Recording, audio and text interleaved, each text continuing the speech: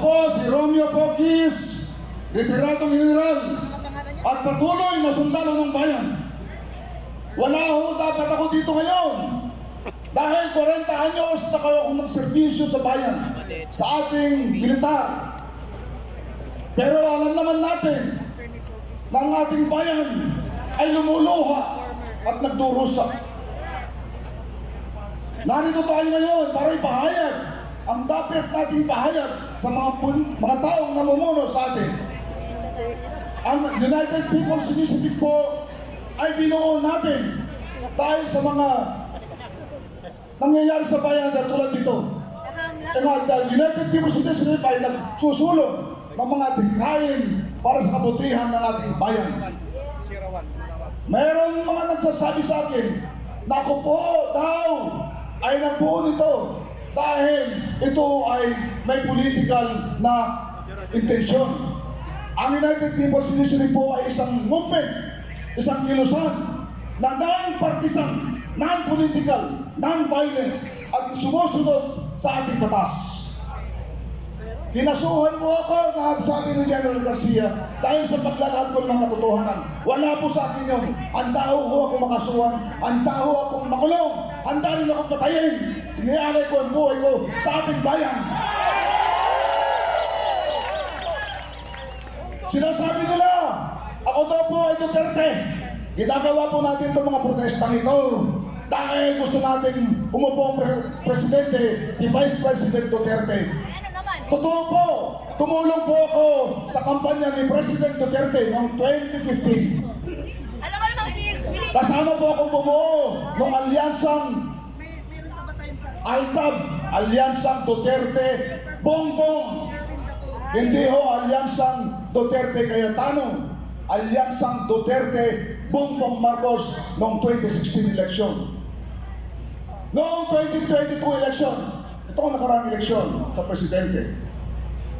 Mga kaibigan ko po, mga sibilyan, mga military, mga volunteers po, binuo namin ang BBM 2.0 sa kanyang kampanya. Agosto pa lang po ng 2015, nag-umpisa na kami mag-organisa. Nagkaroon ng mga programa. BBM 2.0 para sa kampanya ni BBM sa 2026 at 2022. Wala pa si Kakandeng noon. Noong nag-decide si Inday Sara na makipagtambal sa kanya, ang aming grupo, tinawag namin BBM Sara 2.0. Kaya sinasabi lang Duterte ko, hindi ho. Ang ginagawa natin ho dito, wala akong kasamang politika. Ganyan ho ang UPI. Pinatunayan po namin ito maraming beses. Patunayan po, minsan lang po kami nagkita ni Bibi Sara noong kampanya ni President ni Mayor Rodrigo Duterte noong 2015. Hindi ho kami nag-uusap, dito ho kami nagkita. Mati-check nila yan sa technology ngayon. Kaya itong ginagawa ng UPI, hindi po ito, advocacy po ito. Kasi nakikita natin, nararamdaman natin na nagduros at tumatangis ang ating bayan nang hihingi sa atin ng saklolo at kalinga. Samantalang marami sa atin nang naglugmok sa kahirapan, maraming walang makain, nagugutom, maraming nangangamatay, nalulunod sa baha, nasisira ng pananim, nawawalan ng hanap buhay. Itong mga pera ng pambayan, ginagamit nila sa kanilang pansarili. Ninanakaw nilang pera natin na sana yung mga pera na yun ay para sa kabutihan ng mamamayan, lalo na sa ating mga mahihirap na kababayan. Ngayon, noong September 21, nagkaroon ho kami ng rally dito sa Gate 4 sa Capitaldo.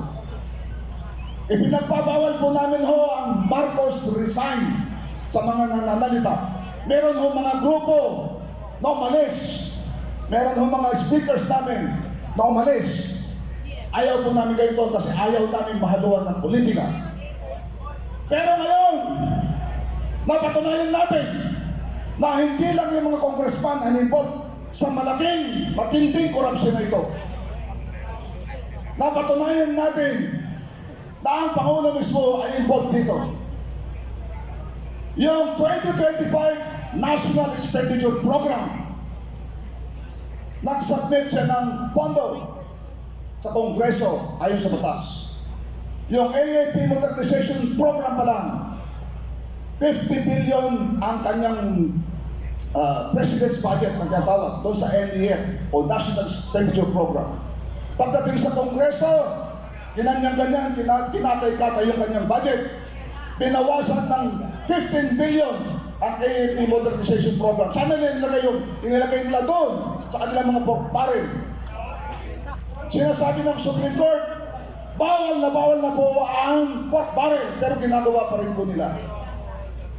Yung ating mga sundalo, police, na teacher, kasama doon sa programa ng budget ang Pension and Gratuity Fund. Yung mga mag-retire o yung mga dapat tanggapin na mga tawag dito, yung mga leave, accumulation leave, doon nila kukunin ang budget na yun. Ano nangyari sa Pension and Gratuity Fund? Nagsubmit ang Pangulo ng 232 billion noong 2025. Anong ginawa sa Kongreso? Binawasan ng 92 billion. Binawasan ng 92 billion. Ano nangyayari pagka binawasan mo yung mga pension and gratuity fund? Marami dyan yung dapat na tatanggap sa taon na yun.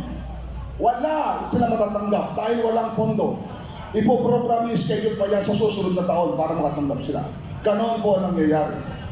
Okay, kaya itong mga insertions na natawag, insertions, ang mga insertions na yan, pork barrel po yan.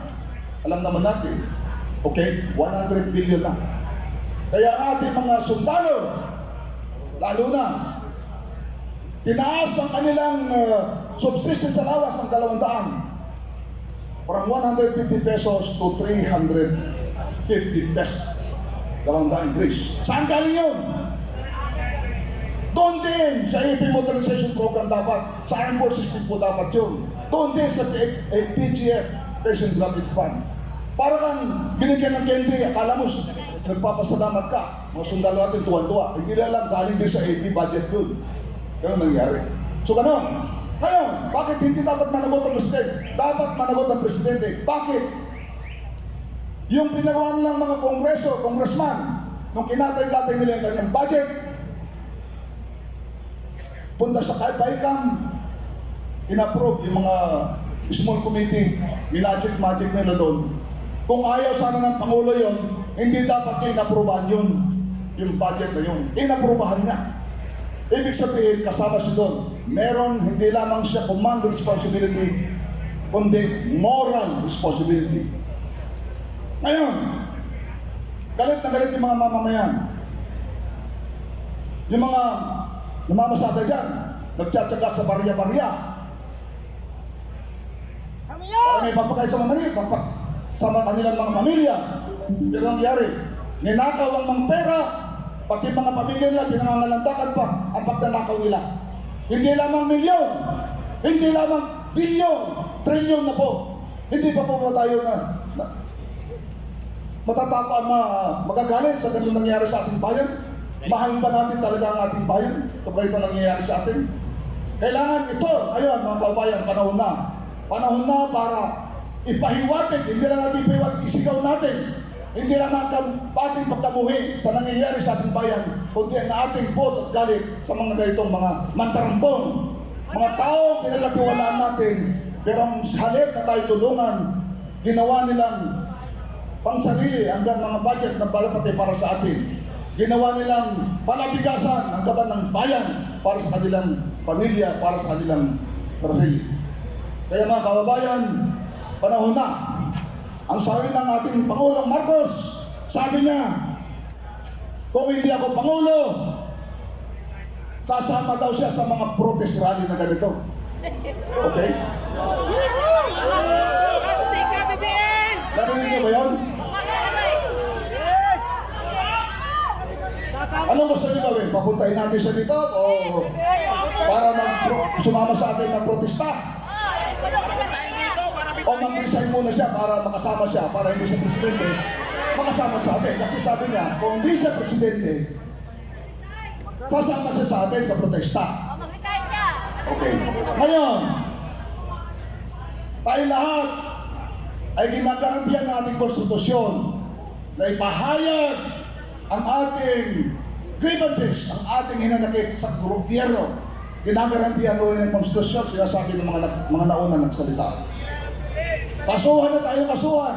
Pati yung Marcos resign eh, bawal na raw po, kakasuhan na raw po. Pananakot lang po yun. Huwag kayo maniwala doon. Marcos resign! Marcos Ayun. resign!